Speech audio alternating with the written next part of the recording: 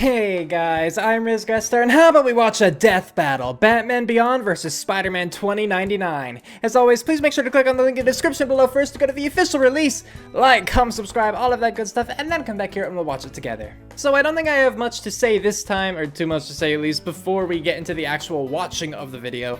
I watched Batman Beyond when I was younger, but it was quite a few many years ago, you know. Like I don't honestly remember like any of it. I remember what he looks like, and that's about it. I remember him not being nearly as brooding, but I don't know anything about his backstory, so like who he actually is. I don't really remember anything about his abilities or his capabilities or anything like that. So even though I watched it when I was younger, it's essentially a completely new character to me. And same with Spider-Man 2099, you know. I don't think I'm familiar at all with that particular, like, incarnation of Spider-Man, so there's not much to say. I mean, I could try to compare just Batman and Spider-Man, but, you know, there's already a death battle for that, and I feel like they wouldn't just copy the same thing. Like, there have to be enough significant differences between the two to actually pit them against each other. But I don't know what those differences are, so I have really no way of telling like who might beat whom, etc. So with that little said, let's get to watching. And play. Okay, here we go. So, death battle, Batman Beyond versus Spider-Man 2099. The future. Their names Everyone are long. Wants to see it, and why not? It has robots, flying cars, and of course, superheroes. Of course. Yeah, the future still has those, but they're even cooler because of all the sweet gadgets. What? Like Terry McGinnis, the Batman Beyond.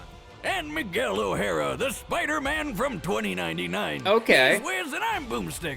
And it's our So job is he to analyze their called weapons, Spider-Man armor, and 2099 skills in to his find out universe, who or is he will just win Spider-Man? a death battle. Alright, here we go. Terry McGinnis was your average futuristic high school student. He went to future raves, complained about future problems, had a future girlfriend. Yeah, you know, the usual. So he's in Until high school? One fateful day when Terry got into a fight with a group of jokers. What's he got against comedians? No, a gang called the Jokers. You know, like the Joker. Yeah. Ah, but with a Z, because it's the future. Naturally. After possibly Of the course. most dangerous motorcycle chase ever put on television, Yeah, it's cool, he's got a helmet. Terry found himself inside an isolated mansion owned by an elderly billionaire named Bruce Wayne. Oh. Here, he stumbled upon the most important revelation in his life. Bruce Wayne is Batman! Oh, what a surprise! Ah. Well, more like he was Batman. He'd retired from crime fighting years ago. Oh, so that was 'cause, his you suit know, at that time. Age is a bitch. Interesting. Wait a minute, after decades of secrecy, a punk teenager just happens to stumble into the Batcave? For crying out loud, if It he found my happens. secret lair, he'd have been vaporized on the spot. That's right. Yeah. Anyway, Terry's roller coaster of a day still wasn't over. Turns out his dad got murdered. Oh no! Well, that sucks, don't it?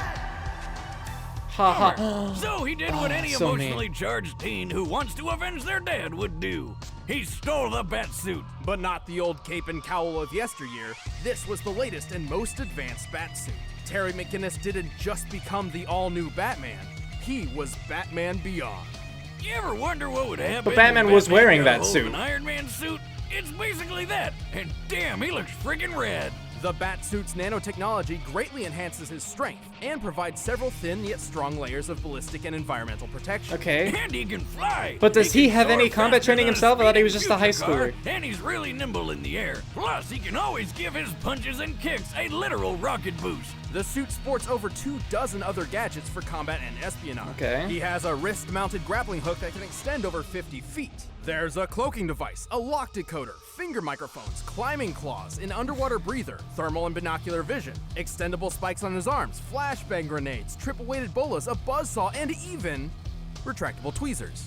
Splinters are no laughing Okay. matter. And don't forget all those sweet, sweet batarangs. These new age ninja stars are even sharper and more compact than before, and they come in a variety of delightful flavors, like explosive, ensnaring, and electrifying. Terry's got a solid throwing arm and can even disarm multiple opponents with a single shot. But if he's feeling a bit lazy, he can always just use his arm launchers to fire batarang discs. Because why Also, not? when anyone gets in too close, the whole suit can act like a man-sized taser. The Oh, electric shock alright. is strong enough to stun people spliced with animal DNA and short out heavy machinery. But the tools don't make the man, Batman. No, yeah, please Terry's tell me a what he could master do. martial artist with plenty of training from legends like former Robin Dick Grayson, totally real ninja Kairi Tanaga, and the former Dark Knight himself. Okay. Well, once he got over the kid stealing his suit, of course.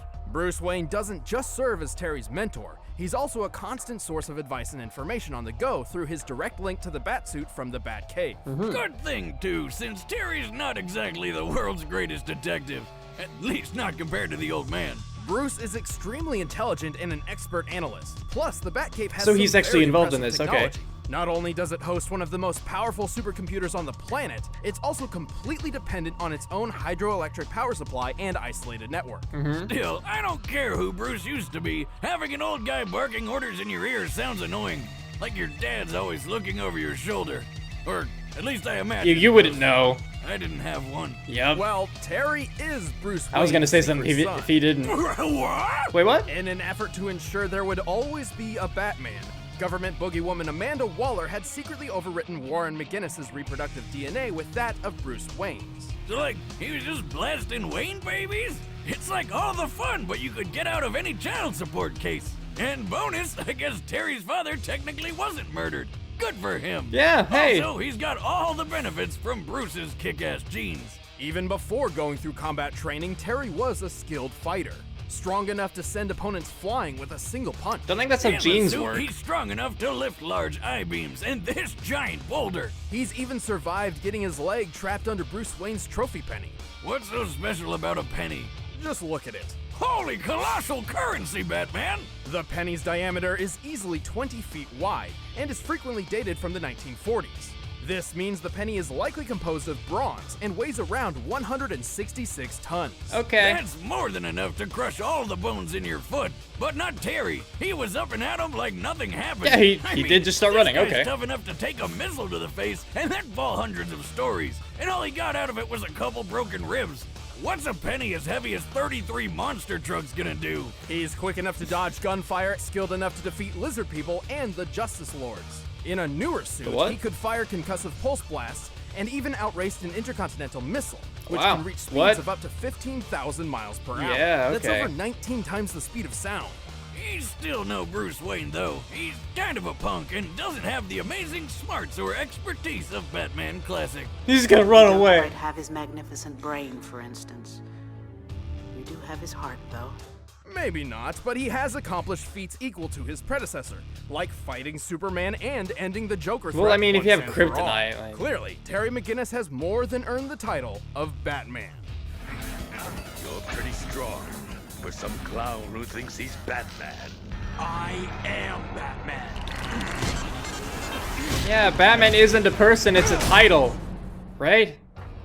So, here's an There have been multiple unfortunate Batmen. spoiler. The year 2099 kinda sucks. Oh, crap. Plagued by a massive civil war between humans and mutants, the world fell into a dystopian ruin of violence and anarchy. Oh, cool. The heroic age had come to an end. But some people still wanted a sequel.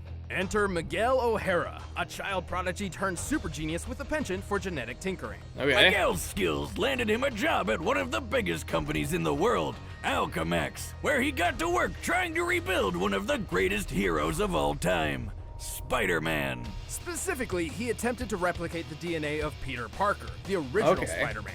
But like most of the 21st century superheroes, not much remained of Parker outside of stories and legend. Miguel had to build his experiment from scratch, starting with a single, simple spider. Interesting. Unfortunately, Alchemax didn't have the greatest job security. After a lot of bad blood and some spilled blood, Miguel wound up accidentally getting a dose of his own creepy crawly project. Transforming him into the Spider-Man of 2099.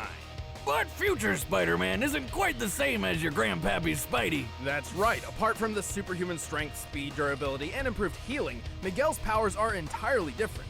Unlike Parker, he can't actually stick to any surface. Oh. He can still wall crawl though, using retractable talons on his fingers and toes, Oh. which also Whoa, make what? for fairly deadly weapons in a fight. And he's got fangs like a vampire. If he bites you, he can inject a venom that can paralyze your whole body almost instantly. Wow. Also, he may not have Petey's trusty spider sense, but his sense of sight, smell, and hearing are superfied.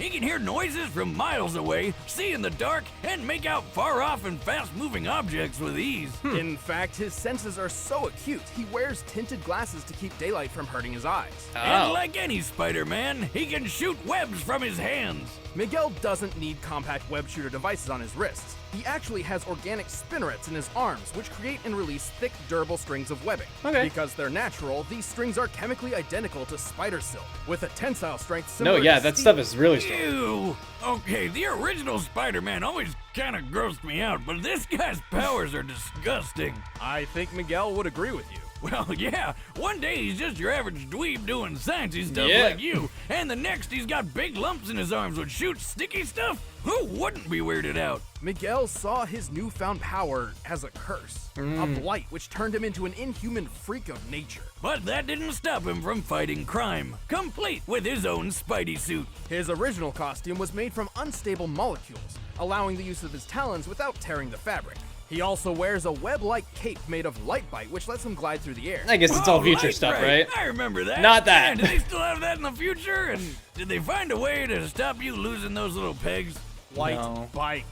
Yeah, whatever. The suit looks pretty cool, so I hate to spoil the mood, but it's actually just a run-of-the-mill costume from a Day of the Dead festival. No, really. Though after meeting the present-day Peter Parker, Miguel received a much-needed upgrade. Oh, His new suit okay. contained synthesized unstable molecule fabric mixed with Kevlar, greatly improving Yes. his defense. This suit can survive a shot from a howitzer artillery cannon. A common M777 military howitzer fires 92-pound shells at 2,200 feet per second.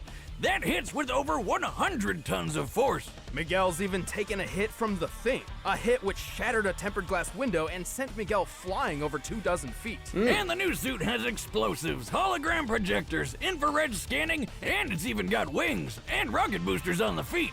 Wait, that sounds familiar. No. Miguel may be a genius, but he's at his best when he's working with his holographic assistant, Lila, or the Y-rate lifeform approximation. Of course, She's yes. basically like the future Alexa with a bunch of extra features. I love that She keeps track of sketch. Miguel's It's a life funny signs sketch. and surroundings.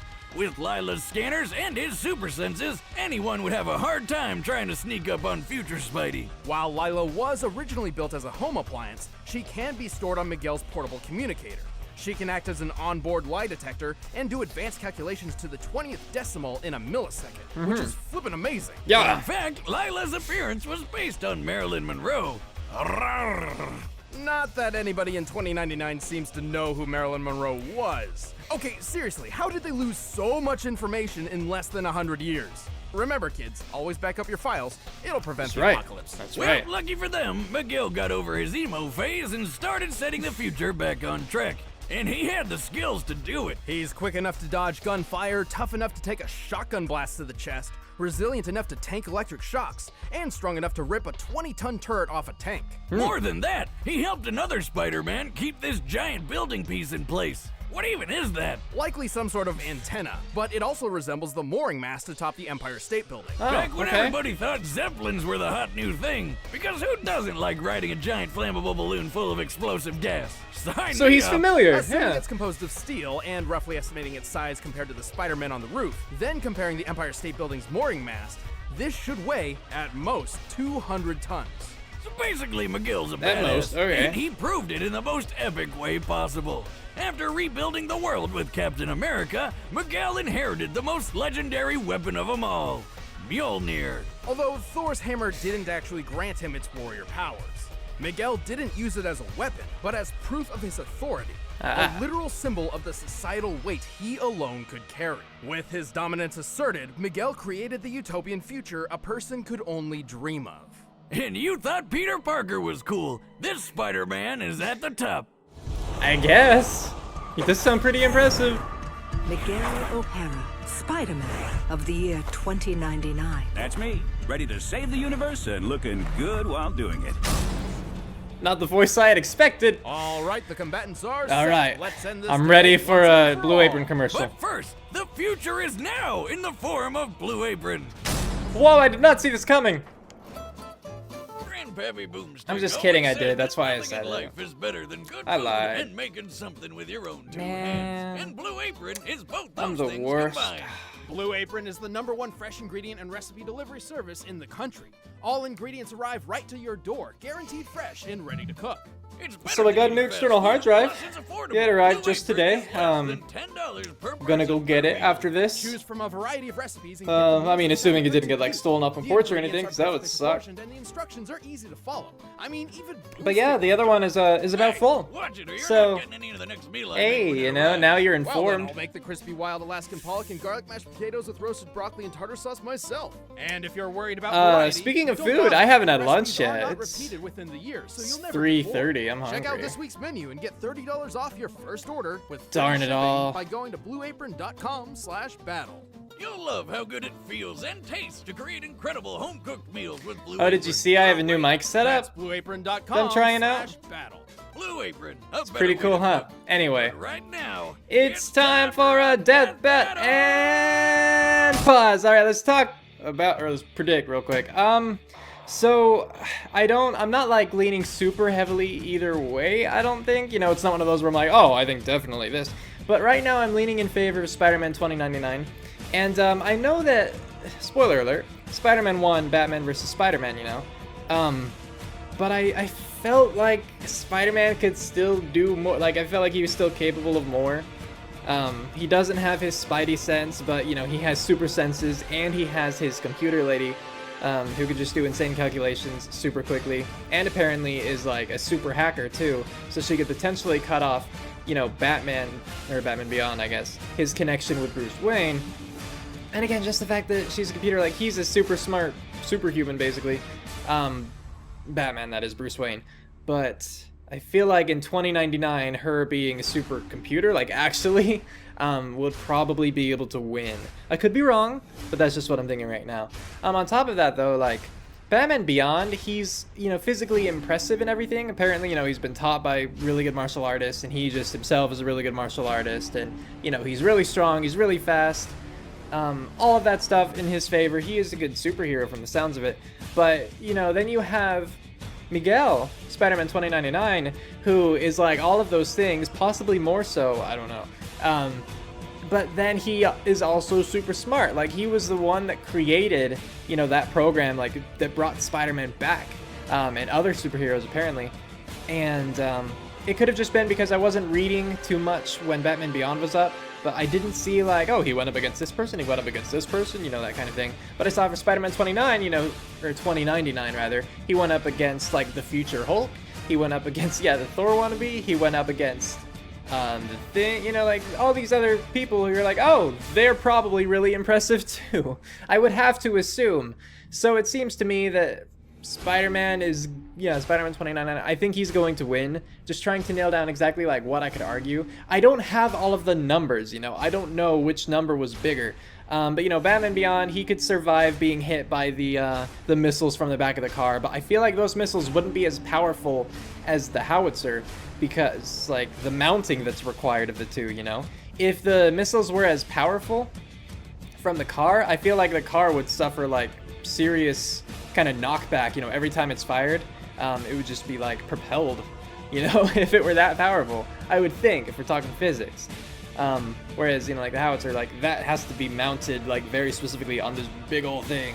And then he could just kind of tear the turret off, like a 20-ton turret or whatever it was. And, you know, he held, with the help of another Spider-Man, you know, he held up that, like, 200-ton at most tower bit thing.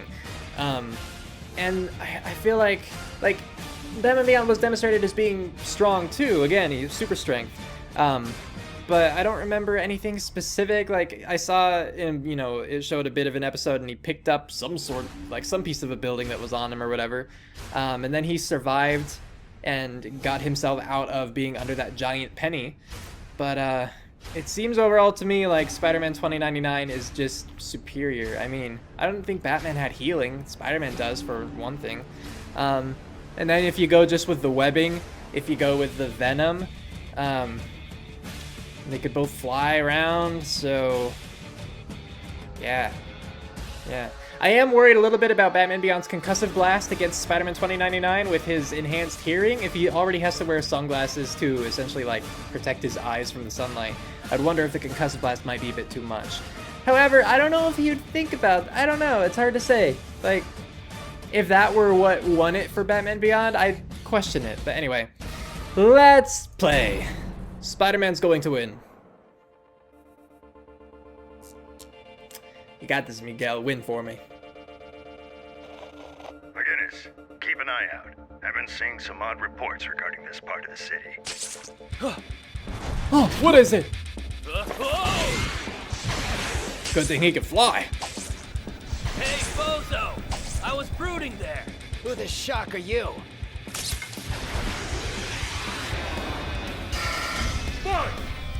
Kill him! Kill him with these!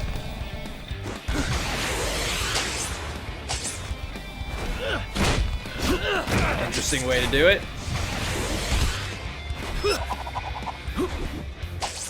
Right back at you, Batty. He made his web let go of Lila, them. Get me a reading on this vampire guy, yeah? Of course, Miguel. Vampire guy. I can't identify his tech or fighting style, but I can try hacking his suit.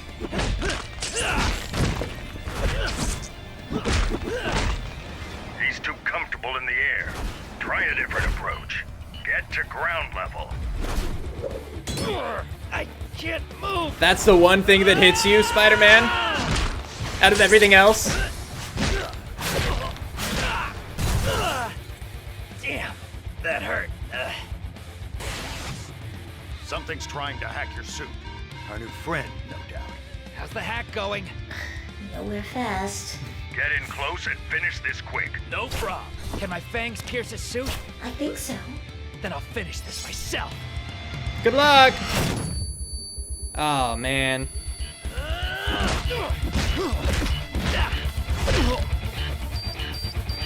Lila! Oh no, my nipples! And problem solved. I guess that's one way to do it. That was very fast. I'll never get tired of seeing people blow up. It's always such a blast. Thanks to Bruce's counsel, Terry used his flashbang to take advantage of Miguel's sensitive eyesight, and his electric shock that can short out large machinery to deal with Lila.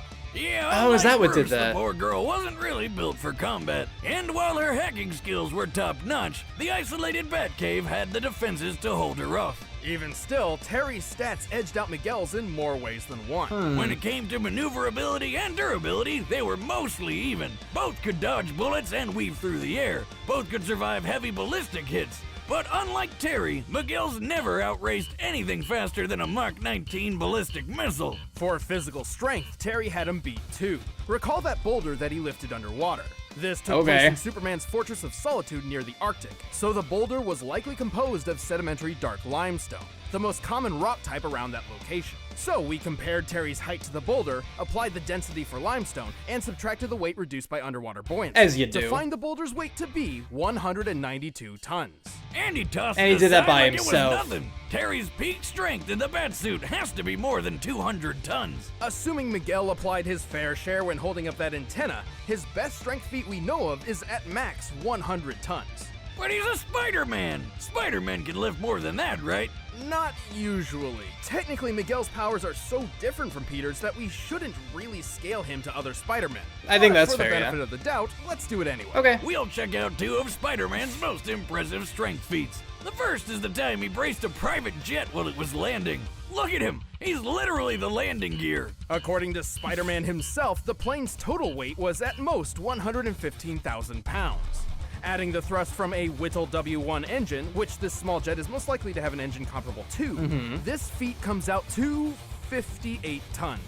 Not even close to Terry's 200. Then there was this one time where Spidey had to push way past his limits to lift what he offhandedly compared to as a locomotive. Since he could measure the plane, it's likely he's accurate here, but given the time period, that's still only 130 tons at most. It's clear Terry had a pretty sizable physical advantage.